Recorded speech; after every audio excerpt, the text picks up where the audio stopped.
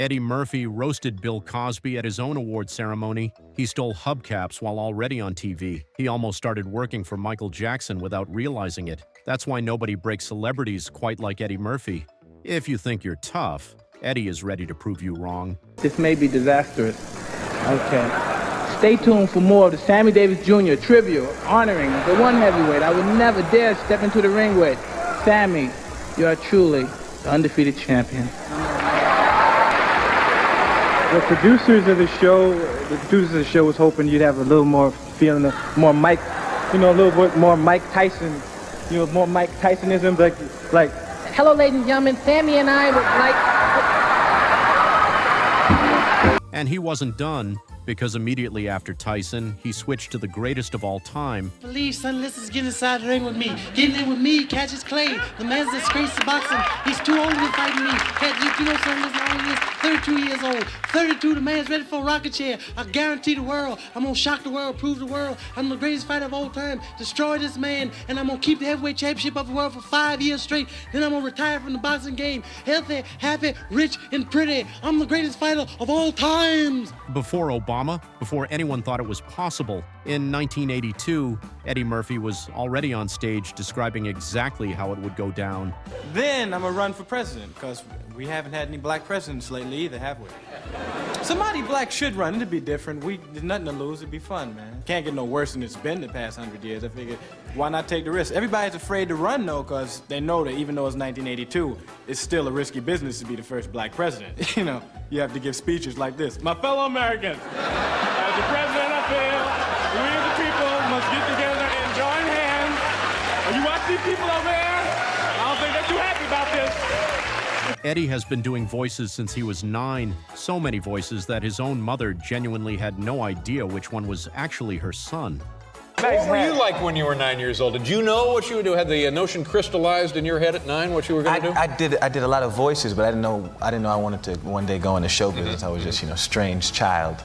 My mother used to say, "Who's Eddie? What voice is Eddie's voice?" Do you remember the voices? What are we talking about? Just like cartoon voices, all that. I used to do all the cartoon voices. Yeah. Before the arenas, the movies, Eddie walked into a youth center at 15 with one joke, and it tells you everything about how his career was going to go. And you started performing, I think you first started doing stand-up comedy when you were like 15 or something. Yeah. Now, is that a good idea? Would you want one of your kids to start that early at hanging out in clubs and stuff? Yeah, I had fun, man. I started out at a place, the first place I ever did was a youth center. But the first place they love comedy there. At Roosevelt Youth. I was 15 years old. It was a great show. I had fun that night. What kind of stuff were you doing at 15? Just booger jokes and... Yes! That was my whole act. You have boogers in your nose?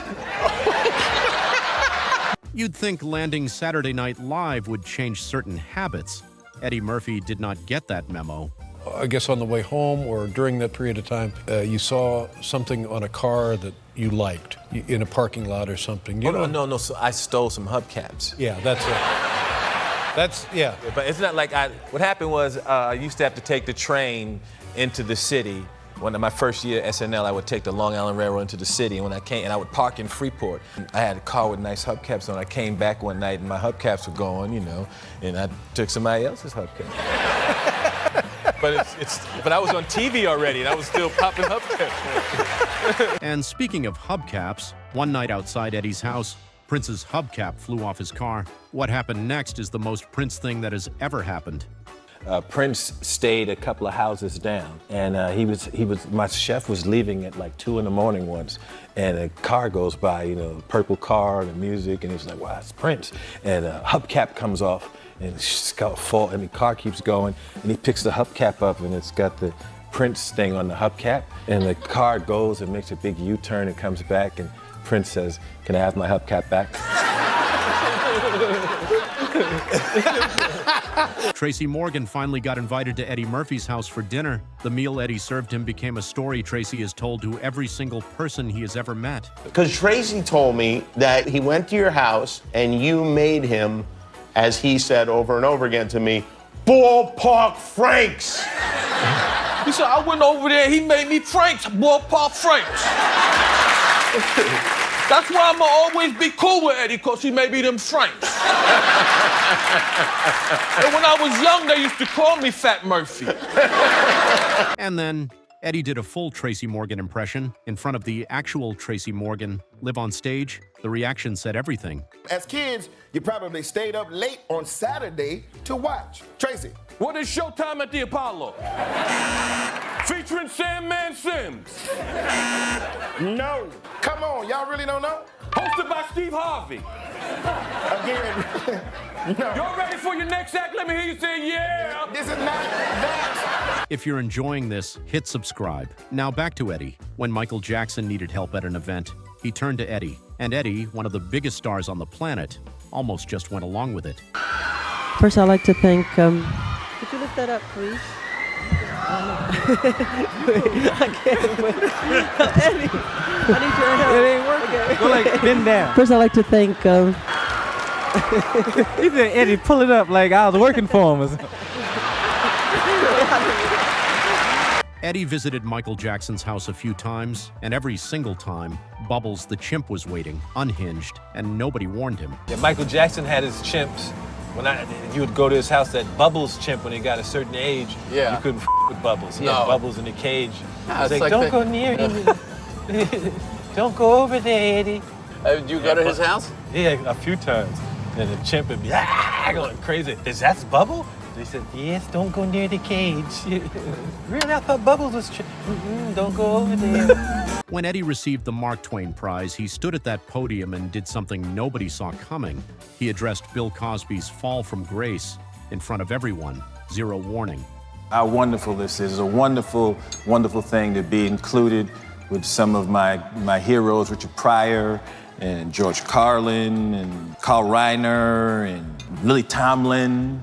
Who else got this? Bill has one of these. Did y'all make Bill give his back? No, because I know there was a big outcry from people. They was trying to get Bill to give his trophies back. You know you f***ed up when they want you to give your trophies back.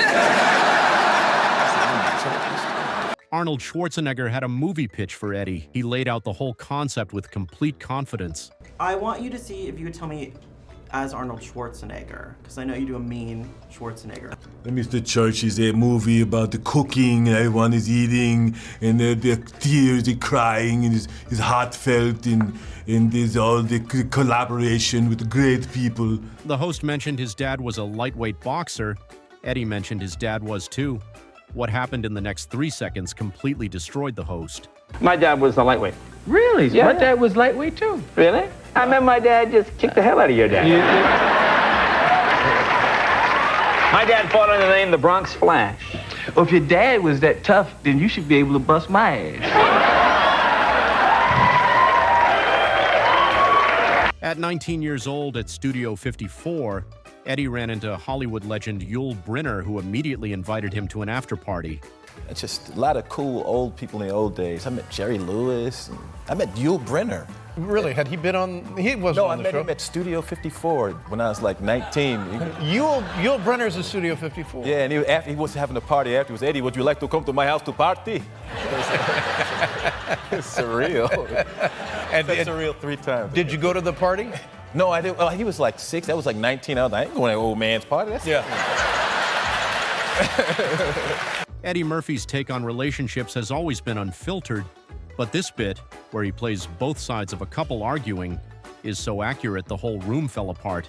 Don't think like maybe, you're gonna put a trap on. The most common is when you ain't getting any at all, that's the trap. When you meet a woman and everything is perfect and she won't do anything, it's the trap. Sometimes it backfires because a lot of women play these games with sex, and ladies like sex just as much as we do, guys, but they act like they don't. But they do. There's not a woman in this room right now wouldn't rather be somewhere else with a nice stiff one in them. Don't you let them fool you. Do you know where it backfires on you ladies? When you go meet a guy and he wants you, you want him, and you like each other, and everything is perfect, but you won't do anything. He say, baby, let's go. You say, no, I'm not gonna do it. And after that, he don't like you no more, but he still wants to fuck you. So he waits. He be like, okay, I'll wait. Good night. And you wait. You wait 3 months. Then you finally get it, and she's like this, I'm yours. And you go, fuck you, bitch.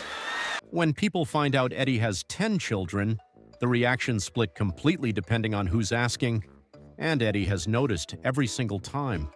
People see me and they'll be like, you really got 10 kids? It's different with men and women. The men be like, look at me like, nigga's crazy. And with women, it's a little, because it's kind of like, wow, Eddie Murphy be doing some serious fucking. Damn, baby. He must be fucking all the time. From a youth center at 15 with booger jokes to roasting Bill Cosby at his own award ceremony, Eddie Murphy has been the funniest man in every room he has ever walked into. Nobody comes close. Which moment had you completely gone? Drop it in the comments.